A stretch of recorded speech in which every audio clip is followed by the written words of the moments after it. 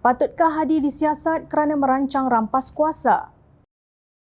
Ketika sesi perbahasan Belanjawan 2023 di Dewan Rakyat baru-baru ini, Ahli Parlimen Pakatan Harapan Jelutong RSN Raya membangkitkan laporan akhbar berhubung kenyataan Presiden PAS Tan Sri Abdul Hadi Awang mengenai rancangan menjatuhkan kerajaan.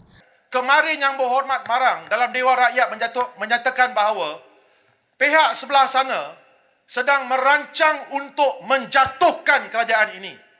Saya sekarang menuntut supaya Menteri Dalam Negeri menyiasat kerana perkara ini merupakan sesuatu yang menyalahi Undang-Undang Kanun Keseksaan di bawah Seksyen 124B. Saya baca, barang siapa dengan apa-apa cara secara langsung atau tidak langsung melakukan aktiviti yang memudaratkan demokrasi berparlimen hendaklah dihukum dengan pemenjaraan selama tempoh yang boleh sampai 20 tahun. Katanya. Namun, Ahli Parlimen Parit Buntar Muhammad Misbahul Munir Masduki bangun mencelah dengan merujuk kepada Peraturan Mesyuarat 36/6 mengenai larangan Ahli Dewan Rakyat mengeluarkan sangkaan jahat ke atas ahli yang lain. Misbahul Munir menegaskan tuduhan raya bahawa Abdul Hadi sedang merancang menjatuhkan kerajaan adalah sangkaan jahat kerana Presiden PAS itu tidak pernah berkata sedemikian, sebaliknya hanya membuat kenyataan politik. Sedang merancang. Ini satu sangkaan jahat. YB Marang hanya membuat suatu kenyataan politik, dia tak merancang pun. Dengan melihat perkembangan yang ada. Yang Berhormat, nanti dulu, habis lagi saya syarah dulu. Bagi faham dulu.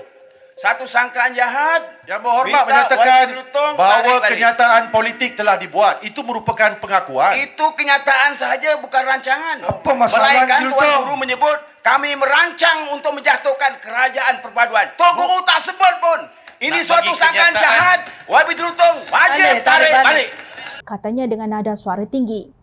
Raya mempertahankan ucapannya bahawa kenyataan Abdul Hadi itu dilaporkan dalam akhbar. Bagaimanapun, Misbahul Munir menegaskan laporan akhbar boleh diputar belit dan bukan kenyataan sebenar oleh Ahli Parlimen Marang itu.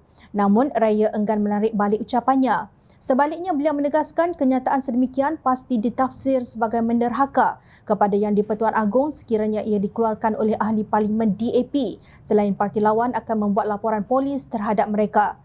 Kenyataan ini telah dikeluarkan oleh YB Marang di Dewan Rakyat kemarin.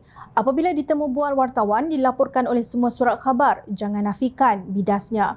Walaupun dibantah, Raya enggan menarik balik ucapannya. Saya mohon perkara ini diberi perhatian kerana rakyat tak boleh merana kalau berlaku sesuatu yang dirancang oleh pembangkang. Saya mohon menyokong, saya mohon Marang supaya tidak derhaka, tegasnya. Bukan Raya yang kebetulan daripada DAP seorang sahaja yang berpendapat sedemikian. Pengarah Komunikasi Keadilan Lee Chian Chung turut mengulas mengenai isu yang sama. Beliau menasihatkan pemimpin Perikatan Nasional agar menumpukan tugas mereka sebagai pembangkang yang konstruktif dalam usaha memulihkan negara. Memang tidak salah pun jika Perikatan Nasional ingin menjadi kerajaan. Itu memang cita-cita setiap pembangkang, tetapi kalau fikir tentang itu setiap hari tanpa ada apa-apa tawaran lain atau membuat kerja, ia akan mengecewakan rakyat. Ini juga akan menghampakan kerajaan untuk membina satu institusi semak dan imbang yang lebih sihat, katanya di petik media. Terdahulu, Abdul Hadi berkata tindakannya tidak salah daripada segi undang-undang, malah berlandaskan prinsip demokrasi. Ini satu kenyataan politik dan biasa berlaku dalam politik. Undi tidak percaya dan dapatkan SD, akuan bersumpah, penyokong kerajaan berpaling tadah, itu berlaku. Memang kita berhak merancang, tidak ada siapa yang boleh halang. Kita nak merancang, katanya dipetik beberapa media. Kenyataan Abdul Hadi itu bukan hanya menerima bantahan dalam kalangan ahli parlimen. Pemuda Parti Amanah Negara Amanah pagi tadi menyerahkan memorandum kepada Yang di-Pertuan Agong Sultan Abdullah Riayatuddin Al-Mustafa Billah Shah berkenaan kebiadaban Abdul Hadi Awang yang tidak menghormati titah tuanku. Sehubungan itu, sayap anak muda Parti Komponen Kerajaan Perpaduan itu mahu tindakan drastik dikenakan kepada sesiapa sahaja yang cuba mengganggu-gugat kestabilan negara, lapor Harapan Daily. Naib Ketua Pemuda Amanah Abbas Salimi Azmi menegaskan kini sudah tiba masanya untuk semua pihak menumpukan kepada pembangunan negara. Cukup-cukuplah berpolitik, sekarang masanya untuk kita tumpu pembangunan negara. Ini masa untuk bantu rakyat.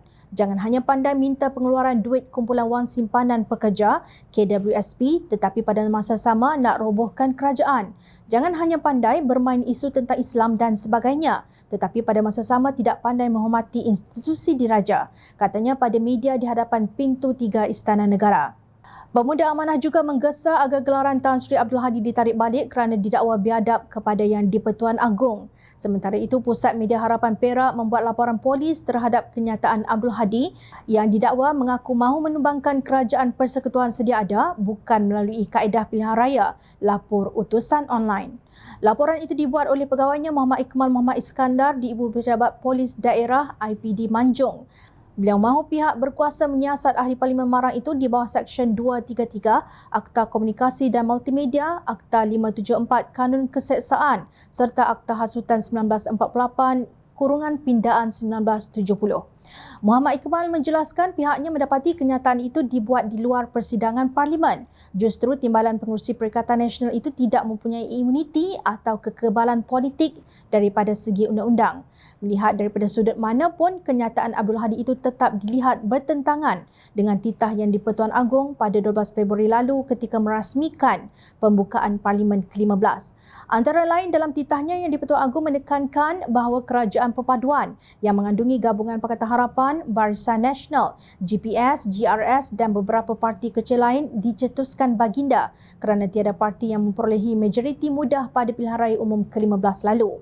Baginda juga menzahirkan harapan supaya pentadbiran Perdana Menteri ke-10 Datuk Seri Anwar Ibrahim yang terakhir sebelum baginda menamatkan tugas dan kembali ke Pahang pada 30 Januari tahun depan. Baginda turut menitahkan agar semua pihak bekerjasama membentuk kestabilan politik demi mencapai pertumbuhan ekonomi dan kesejahteraan rakyat.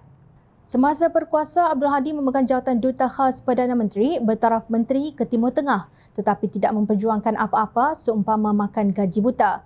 Begitu juga Perikatan Nasional yang hanya meninggalkan legasi hutang sebanyak 1.2 trilion ringgit. Jika termasuk liability, ia sudah mencecah 1.5 trilion ringgit.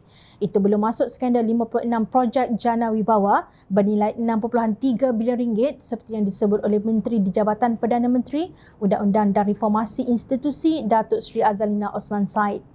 Semua isu ketirisan dan pelanggaran tata kelola tadbir urus itu sedang ditangani secara berhikmah oleh Kerajaan Madani. Lalu, kita tertanya-tanya, kenapa hari ini Perikatan Nasional mahu menjatuhkan kerajaan Yang di-Pertuan Agong? Udang apa yang sedang bersembunyi di sebalik batu?